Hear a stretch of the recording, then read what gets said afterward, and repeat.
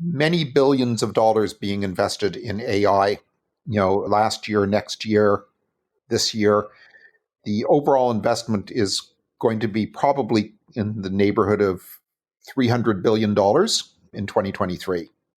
So if we were investing that much money, we better get some value back. And the companies investing that money need to be able to price that value they're creating. Coffee's for closers only. So we've established my proposal is sound in principle. Now we're just haggling over price. Let's see how much we're going for on eBay. Man, it's the same as Dunkin' Donuts. Costs 15 times the price. Today's podcast is sponsored by Jennings Executive Search. I had a great conversation with John Jennings about the skills needed in different pricing roles. He and I think a lot alike. If you're looking for a new pricing role, or if you're trying to hire just the right pricing person, I strongly suggest you reach out to Jennings Executive Search. They specialize in placing pricing people. Say that 3 times fast. Welcome to Impact Pricing, the podcast where we discuss pricing, value, and the artificially intelligent relationship between them. I'm Mark Stiving, and our guest today is Stephen Forth. Here are 3 things you want to know about Stephen before we start. And this is the last time I'm going to say 3 things for Stephen. First, he is a partner in Ibbaka. It's a strategic pricing advisory firm. He is one of my favorite pricing thinkers, and he graciously accepted my invitation to be a regular guest on the podcast. So you're probably going to hear his voice a little more often, and I love it when I disagree with Stephen. So welcome, Stephen. Mark, I'm excited to be here again. It's going to be fun. I always enjoy talking with you. You're smart. You're very well read. You stay calm when I disagree with you, and I always learn and tweak my own thinking after talking with you. So thanks for agreeing to talk with us more often. Likewise, I appreciate the exchanges and the candor. Cool. So let's talk about artificial intelligence today. And first off, I'm just going to open it up to you. What about artificial intelligence do you care about in pricing? So I think we have to sort of break that into a number of smaller questions. So the first question I think we need to be concerned with is how are AIs going to add value to existing applications, which is probably the place to start. Second is... Oh, go ahead and list the areas, and then I'll toss out some thoughts. The second is, are AIs going to create disruptive entrants for existing categories? The third is, are there totally new categories that AI is going to enable? And then finally, because AI is becoming so important to so many different applications, how we price the underlying infrastructure and tools and models is going to have lots of ramifications. So, I think that short term, those are the questions we need to be asking. And there are many billions of dollars being invested in AI, last year, next year, this year. The overall investment is going to be probably in the neighborhood of $300 billion in 2023. So if we were investing that much money, we better get some value back. And the companies investing that money need to be able to price that value they're creating. So I think this is going to be one of the big questions in pricing in 2023. How do we monetize? How do we price all this additional value that we're creating? Which, of course, assumes that we're creating value in the first place, but that's, I guess, going to be part of the conversation. Yeah. Okay. So I love the first one. The biggest problem that I see in AI today, I don't see listed in your 4 questions. So that'll be fascinating. But let's jump into the first one, which says existing applications. And I think in the world of pricing, we tend to see AI being used nowadays to predict a customer's willingness to pay or a price point. And I think there's some good examples where that works exceptionally well. I've had people on the podcast who are trying to price VRBO type products, right? And so there's tons and tons of data about what demand looks like at different points of time and what might drive demand. And so AI just feels like a perfect solution to that type of application. Or Hertz rental cars, right? I want to know how much I'm going to charge for a rental car. There's tons of data that talks about demand, and then we can read all sorts of, or gather all sorts of data sets on, is it weather? Is it holidays? Is it, what's airline fees or traffic going for? So there's tons of things that we can tie in to say, yes, I can make these predictions on customers' willingness to pay. Yeah. And so go ahead.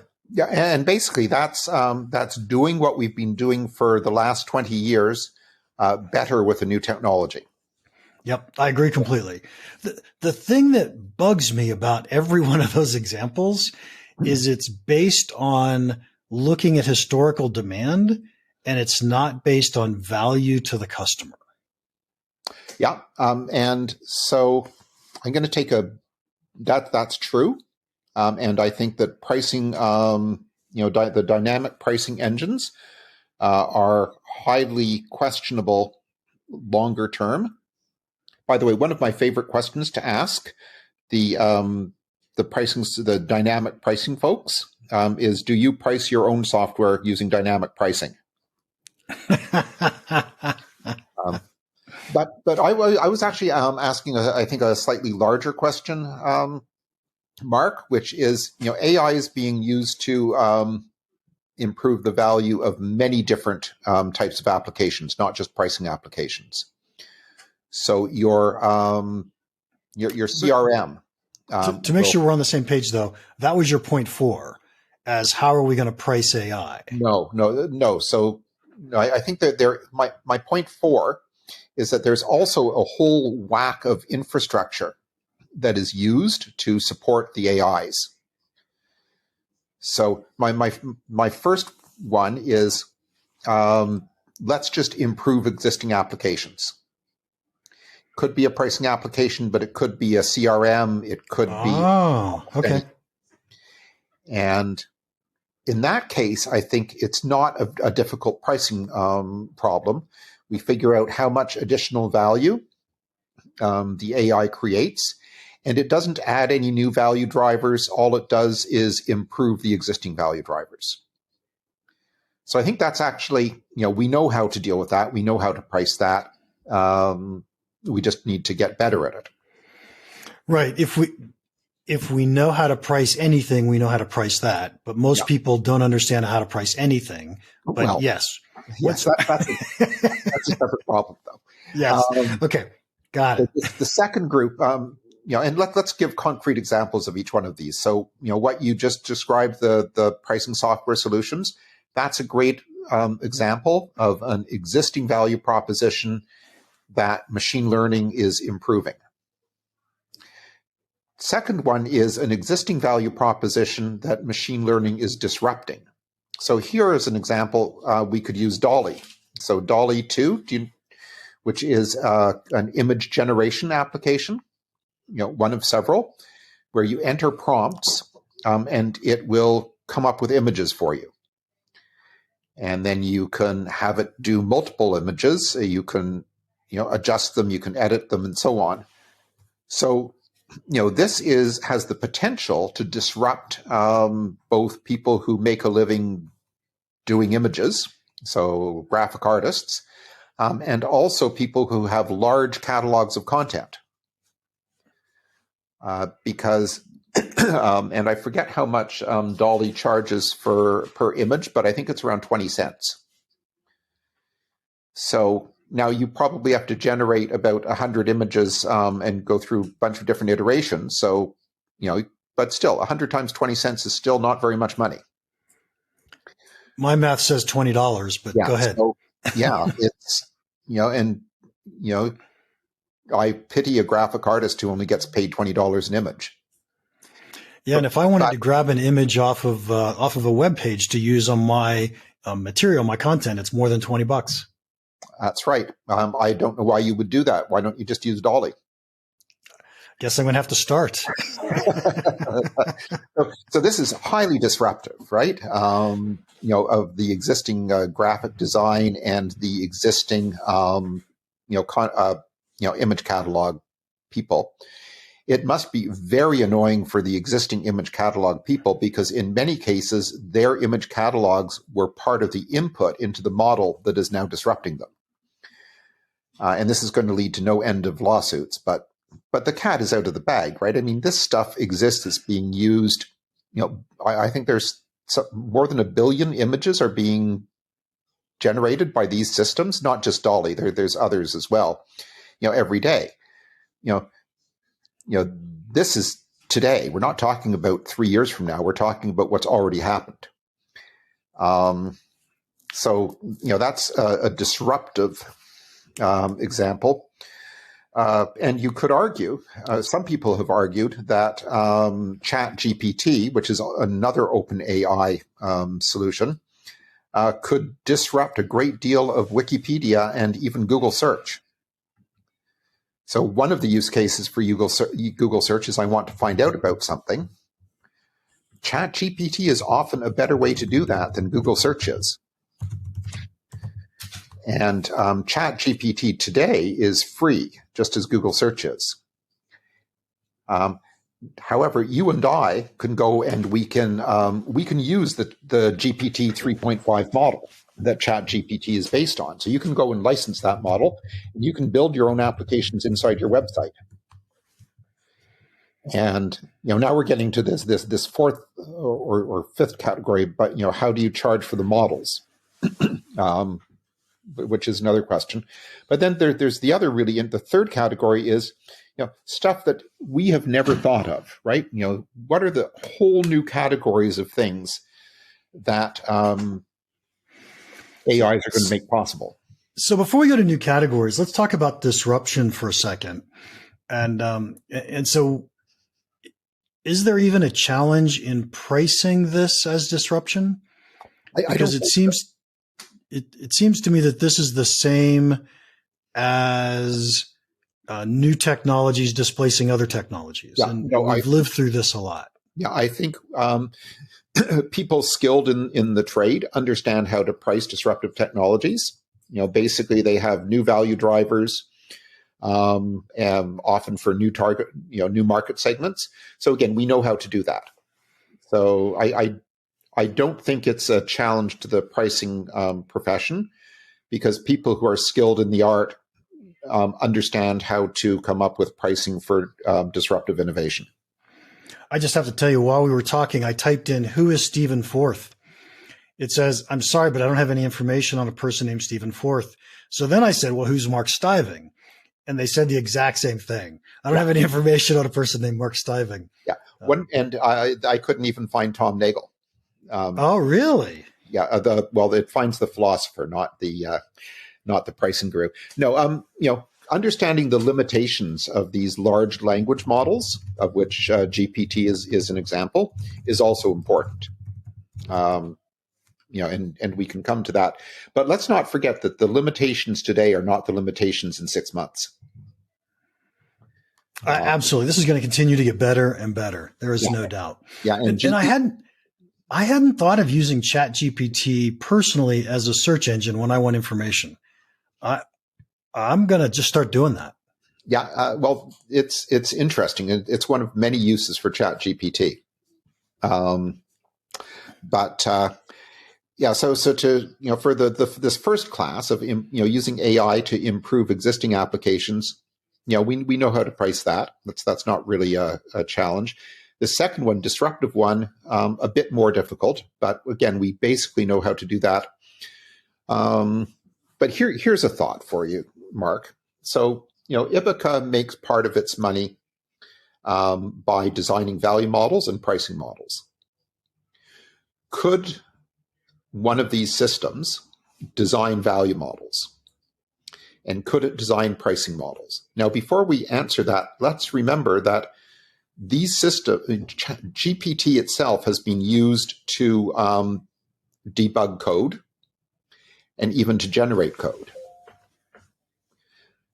So at some point, if OpenAI or one of its competitors is able to scrape enough value models, I am confident that they will be able to generate value models that are better than what 95% of value model experts are able to create. Okay, I'm going to disagree with that. Now, 100 years from now, you're right. There's no doubt. The question is, 5 years from now, I don't think there's any chance. I think the reason I say that is I think there are very few people in the world that can create a value model today. I mean, I talk to so many people who don't understand the value of their product. It's incredible. And in order for AI to learn or machine learning to learn, it's got to have some type of accurate data that says this is truth. And yet most companies aren't using what you and I would consider the truth.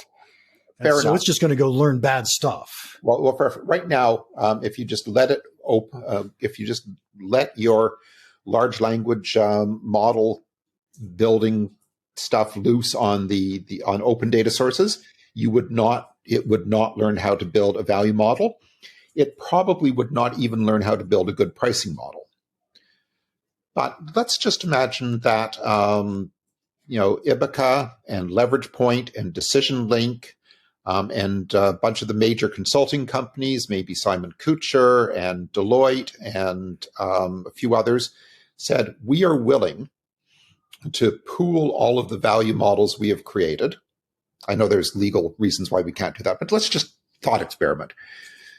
I suspect that there are a critical mass of value models in the world that one of these systems could process and then be able to generate value models. So it's not a technology problem, it's a data privacy and it's a data privacy and data access problem. And those are going to get solved in most areas over the next decade, I believe.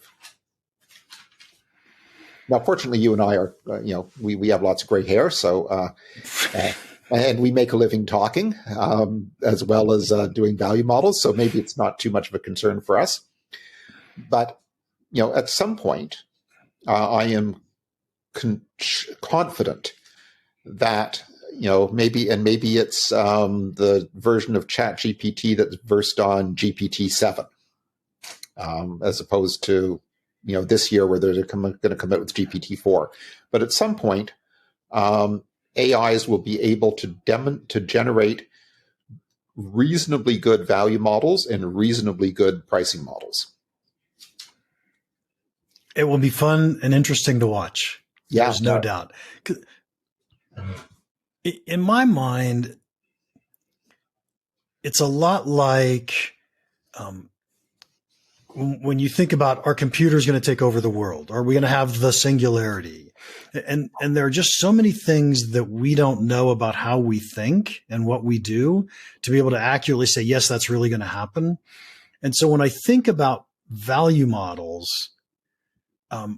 I personally have a hard time extracting the value from a buyer, right? To understand how they think. And the idea that a computer is going to be able to do that on a data set just feels really hard to me. Yeah, but it was probably really hard for us to imagine that some of the things that Chat GPT can do. Chat GPT has been out since November 30th, I think. And, I had conversations about it in the dog park. I had conversations with it over Christmas dinner. My granddaughter and I are using Chat GPT to write part of the dialogue for a novel that we're co-authoring. The world changed. And I know that these large language models have been around for, probably a decade. And they've been getting better and better. But I think they've reached a tipping point. And there's two parts to that tipping point. One is just the sophistication of the models themselves. I think Chat GPT has around 3.5 billion parameters. NVIDIA has a model that I think has more than 5 billion, close to 6 billion parameters. So they've reached a critical mass. And the brilliant thing about Chat GPT is the interface. If most of us had to interact with a large language model directly, we would quickly go, oh, I don't have time to do this. This is something for an engineer to do. But the Chat GPT interface is, it's as simple as it gets. It's as simple as the Google search interface. I got to admit, it's really powerful. There is no doubt. Yeah. So I typed in, what is value-based pricing?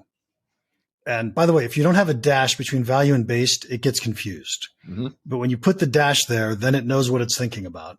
And I'll just let me read the first of 3 paragraphs to you. Right? It says value-based pricing is a pricing strategy that's based on the perceived value that a customer places on a product or service.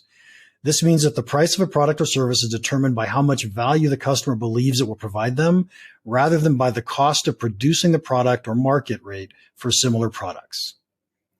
I could have written that paragraph. Not bad, right?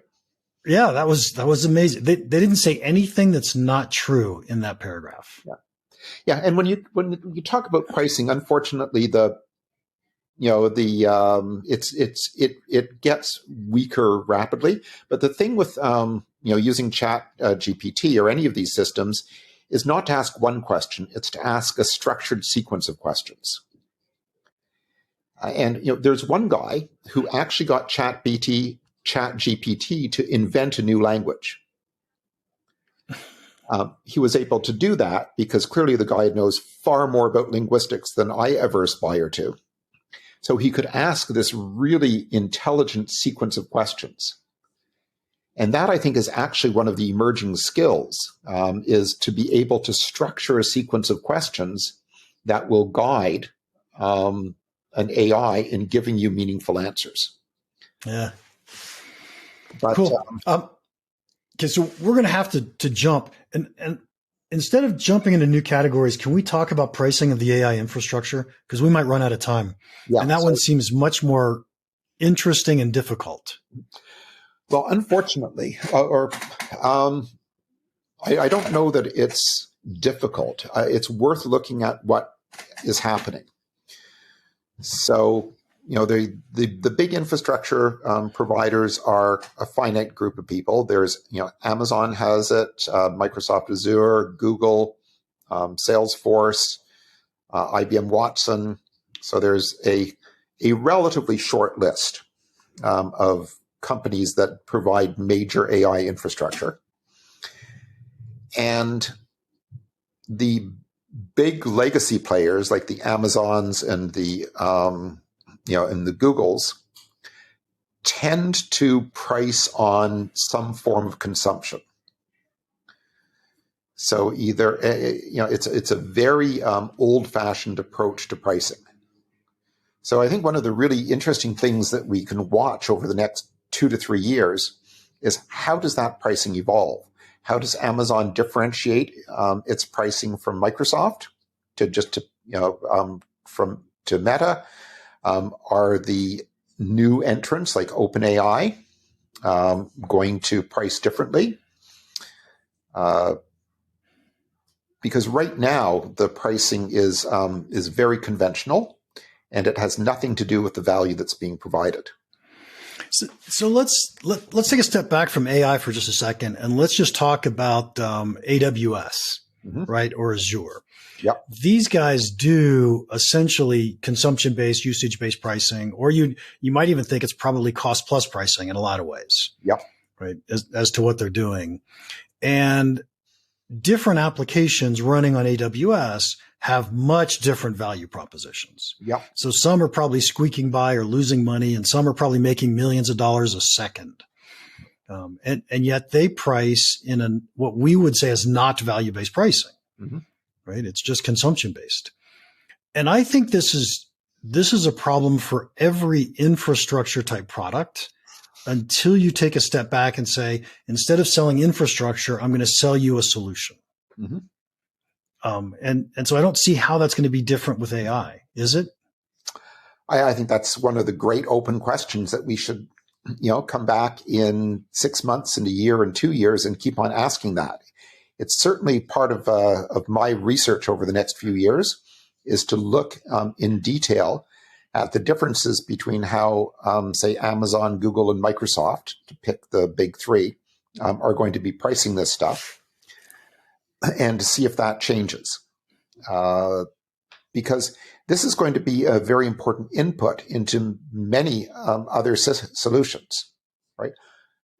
Very few companies have the skill or the money or the desire to build out these large language models.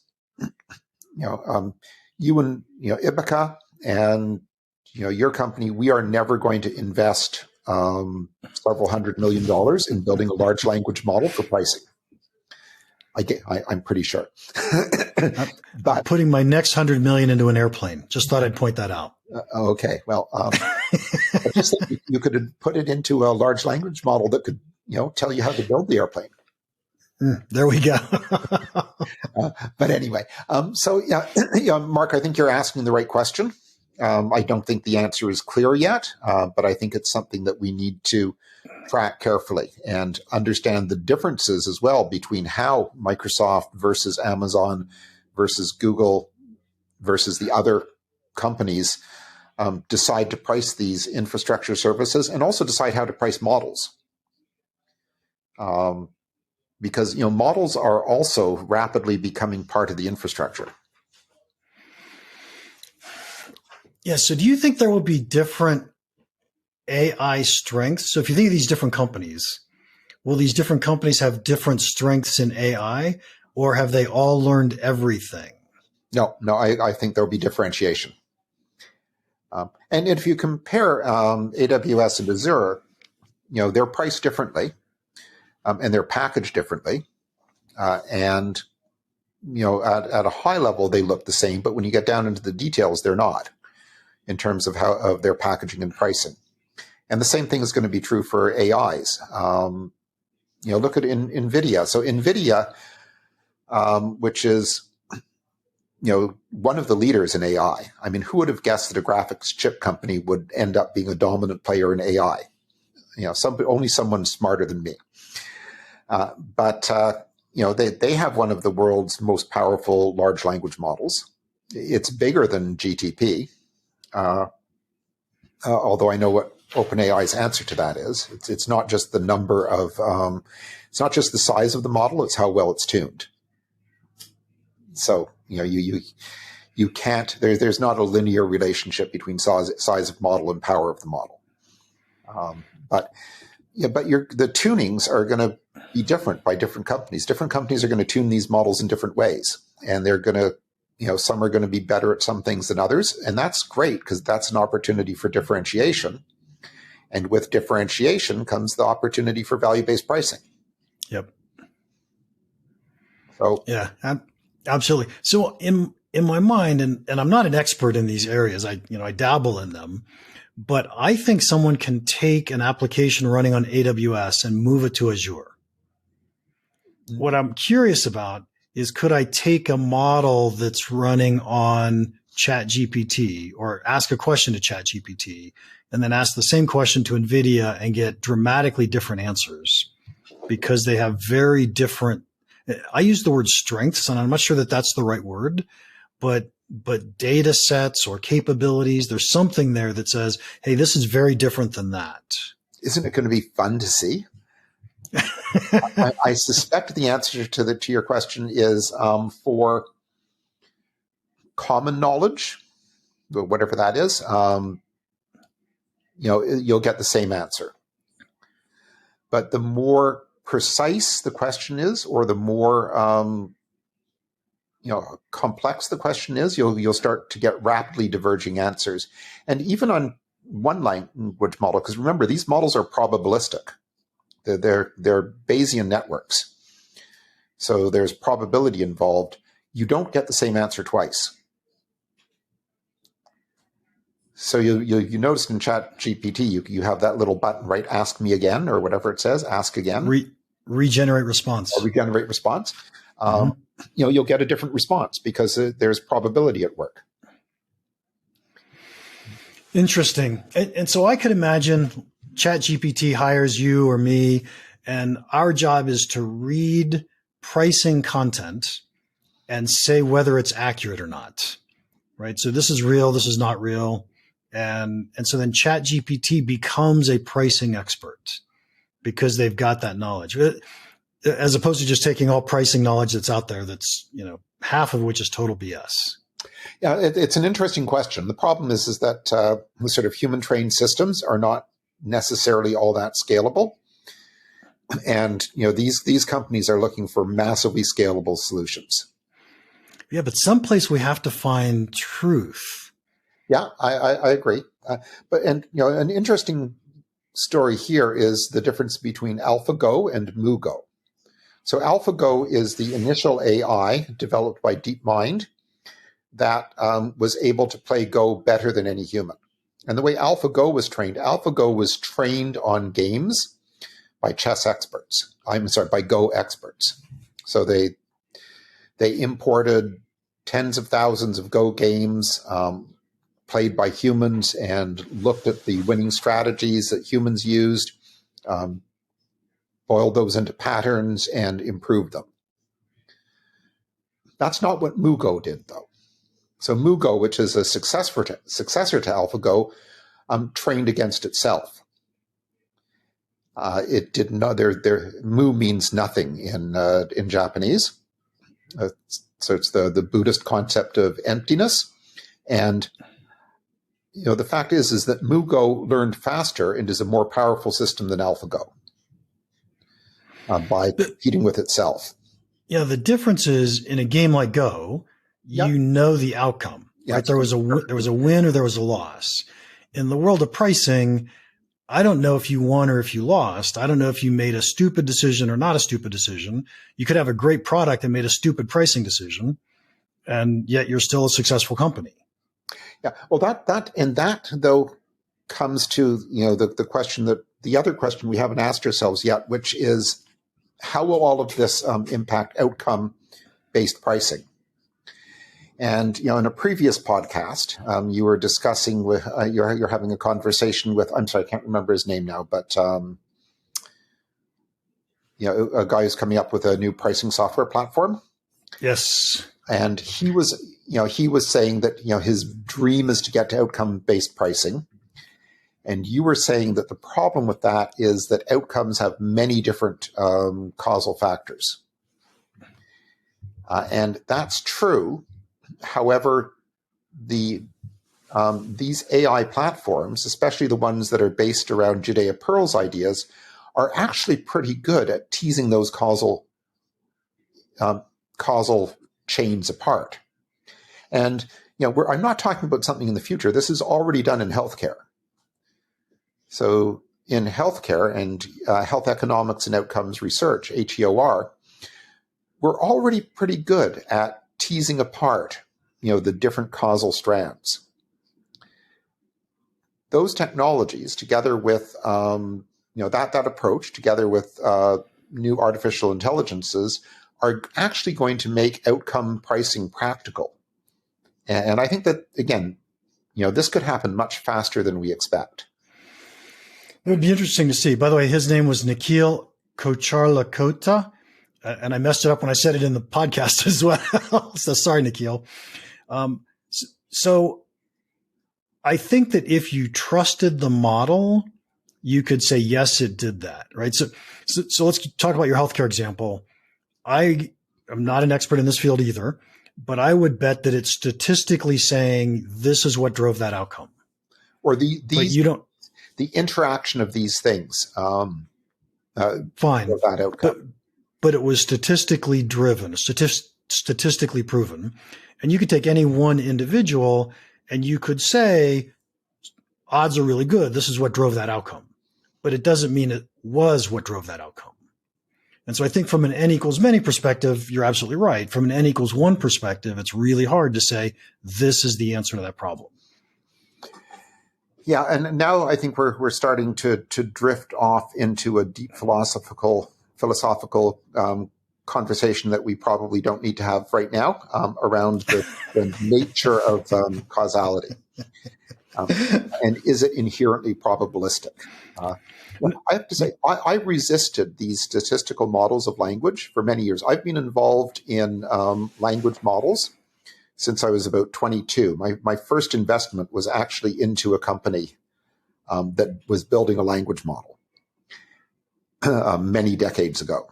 And, I was for many years was distressed by the fact that probabilistic models work better than any other kind of model. But over the last few years, I've just decided, you know what? That ship has sailed. I lost that argument. People like Hinton have definitely demonstrated that these probabilistic models are more powerful than other types of model, like rules-based models. So let's just get with the program and move on. And the great thing about probabilistic models is they're more accurate more often than non-probabilistic models. It doesn't mean they're right. It means they're more accurate more often. Yeah, which is all we can. But that's true of you and me too. Yeah, wait. We're not always right. Shh, don't tell anyone. Stephen, we're going to have to wrap this up. I've loved it. Great conversation. We're going to do this again very soon. And thanks for the time. If anybody wants to contact you, how do you want them to do that? Best way is by email, Stephen, Steven, at Ibbaka.com. And I am very easy to find on LinkedIn. All right. And thank you all for listening. Would you please leave us a rating and a review? And if you want, just send me an email telling me how much you like or dislike Stephen. And I won't tell him it was from you. That'd be fine. That'd be fine. And if you have any questions or comments about the podcast or pricing in general, go ahead and email me, mark@impactpricing.com. Now, go make an impact. Thanks again to Jennings Executive Search for sponsoring our podcast. If you're looking to hire someone in pricing, I suggest you contact someone who knows pricing people. Contact Jennings Executive Search.